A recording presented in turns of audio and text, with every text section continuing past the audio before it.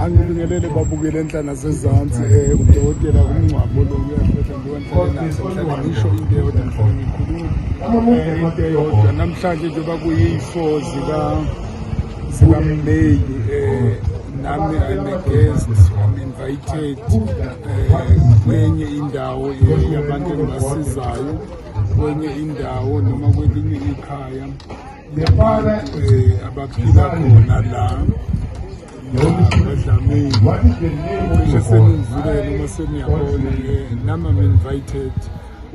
Abakithi-ke noma lapha nabo bangilindile ngibashiyile futhi ngadela konke ngathi no namhlanje angize la ngoba lento yokwenza umndeni noma ubudlelwane nabantu akufuneki ukuthi kuphelele ekutheni siyalaphana kuphela noma kuphelele ekutheni size sigcine sibizana ngama-client awu i-client lami leli cha kuyandlula to the extent ukuthi kuze kufike la ekutheni sesiwumndeni noma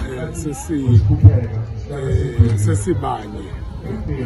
Lokho kuyangijabulisa ekutheni imisebenzi yethu ezabodokotela esiyenzayo imiphumela yayo noma ngeke ngithi financial kodwa nje ngokusiza lapha nalapha emotional kwezinye izinto u-end up kukuhle kunje u-end up nami angicelileyo ngicelithi ngiqoke kanje ngathi cha ngizobahlonipha nami ngenze njalo ngengifike sengifake ngenye indlela ngizokwenza njengoba kushiwo ngikhona-ke la ngikhona i-4 zikaMeyi angenzanga lutho namhlanje ngisebenzile nje ngathi noma babe ngicelile nelilanga ukuthi ngilenze noma ngibe khona nangempela ngikhona kodwa kusasa kuyi-5 zikaMeyi futhi ngizobe ngikhona endombeni noma lapha kwaDlamini imisebenzi yosuku iphinde iqhubeke okukhulu-ke bafuthi engingakusho ngila ekutheni asibahlonipheni abakithi amalele asibahlonipheni kakhulu bayenzelana bayasizana kakhulu ngikwengithi mina ngiyakuzonda ukuthi uzonginikeza umuthi wenhlanhla kodwa inhlanhla lutho umphunga bese uhamba futhi uzothi inyanga ayizelaphi. Cha yiphutha lelo indaba enkulu isekuthini asilungise imvelaphi yethu asilungiseni imisamo yethu asilungiseni konke kwethu yesike imona nakho konke kukhona futhi umona ukhonela kona lokho ukuthi wena yilwa undlule emoneni bese kuthi abathanda abayisalele emoneni kodwa wena yilwa undlule emoneni. Yiko-ke imiphumela le yoku-advise abantu esibasizayo noma ukutshela abantu ngemvelaphi yakho umuntu ukuthi no out of zonke izinto mawuyazi imvelaphi yakho gcina futhi amasiko noma gcina isiko lakini ngoba ngaphezu kwakho konke into ebalulekile uzofika kimi ukuthi ngizobelapha noma ukuthi uzofuna into zenhlanhla uthothi kuphi kuyaphambana kwenzeki lutho ngoba uphambene nomsamo wakho. Asiyilungiseni imsamo yethu asihlonipheni futhi imsamo yethu asenzeni okufanele ngemisamo yethu. Yes amandla-ke asinawo sonke kodwa lelo thutshana elincane silitholile asenzeni ukuthi imsamo yethu siyayihlonipha kakhulu futhi ungaze nangelodwa ilanga uthathe intshumayelo yokuthi abalele bamadimoni. If beyamadimoni bamadimoni amakhulu idimoni elincane nawe uzothi nawe endlule emhlabeni ube inkana amakhulu idimoni elincane nawe uzothi nawe endlule emhlabeni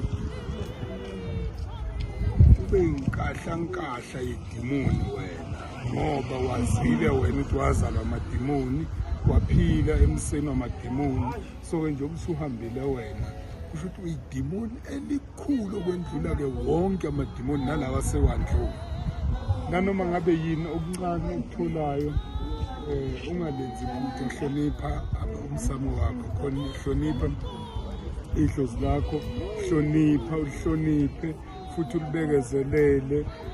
Nanoma ngabe ngani umuva nje bafowethu, uma ningake nibuke kuyaye kuthiwe mawuthi uyohlola, ngizoyisho nje le ngoba ngihlale ngikhuluma ngayo, mawuthi uyohlola kuthiwa ngibona wembethe, awuhambi kulabantu abahlola abangathi wembethe. Umbuze ngembethe kumele athi kumele wenze 1 2 3 4 kubalele. Mawuthi uyabheka kwayena siqu sakho uyikhathalele, kodwa ukhuluma ngenqumbi yenhlanhla. Inhlanhla yakho isekutheni hlonipha umsamo wakho ngaso sonke isikhathi. Inhlanhla enkulu ikutheni hlonipha ukuthi wena ngongabani, phinde futhi uhloniphe ukuthi wena uzalwa kabani. Hayi idlozi lakho nina lumo ngeke likulahle, idlozi lakho nina lumo, ngoba lawa amanye lawa ayahlupha, aneyitori lawa. Kuthiwa ubani usiyayitshela, ubani usengcono, ubani usenjenye, usukela umkhufe nje umuntu, ubani usenjani, ubani usenjani, bese kufuze ukuthi engathi angabi laba abahlola nje solula, abathi hayi ngibona wembethe, ngibona wazala wembethe, ngibona uzalwa wembethe, iphi ingubo yakho, yashonaphi ingubo yakho, yazi mama ngithi ngibona into zakho, ngibona wembethe, kufanele simlungisele. Uzofuna ukulungisela nje ingubo yakho yini, waphela hlonipha idlozi lakho, hlonipha umsamo wakho, hlonipha idlozi lasekhaya umama, hlonipha nenyanya zezwe. Iyinyanya zezwe ayilahlanga. Uma ngisho iyinyanya zezwe ngisho kamadlozi lawa ngikhipha imfihlo, kodwa nje hlonipha kakhulu. Idlozi alilahlanga, idlozi liyenzelana. Yingakho-ke nami namhlanje ngidele konke,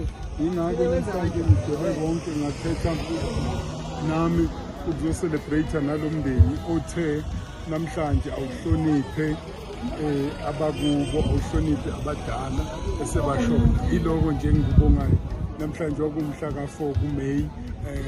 Yiwo nje ngifuna ukuthi le date ingasuki nini kumhla ka-4 kaMeyi, May, umhla ka-5 kusasa kuzobe kuyisonto, ngizobe ngise-Newcastle, ngizobe ngikhonzile. uNkulunkulu anibusise niphile nje nonke. uDlamini lo dokotela uNcube Yahlehla eNewcastle, phansi eNewcastle lapha e7334.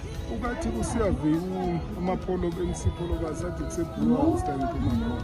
Yes, nami ngisho njalo, sengathi ngivuma eBlue House lapha eNewcastle. uNkulunkulu anibusise niphile nje nonke, niphile bayo. Ngingakavalelisi njalo ngeMonday nangeTuesday sengiyatholakala lapha endaweni eSoweto eMfulo.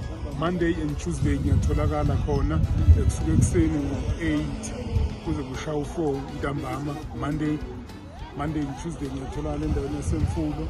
Ngiyafisa ukuthi senze ama-bookings siwenza kanjani? Siwenza ukuthi sishayelele inombolo ethi 073 219 664 073 219 664. And enye into if ukuthi mhlawumbe awunayo i-time, ungenza even please call on that number nje qaqaqa, please call, sizokufonela. uNkulunkulu anibusise niphile nje, ngiyathanda nonke, niphile. Monday ngikhona, ngizosegoli, niphile. Siyabonga.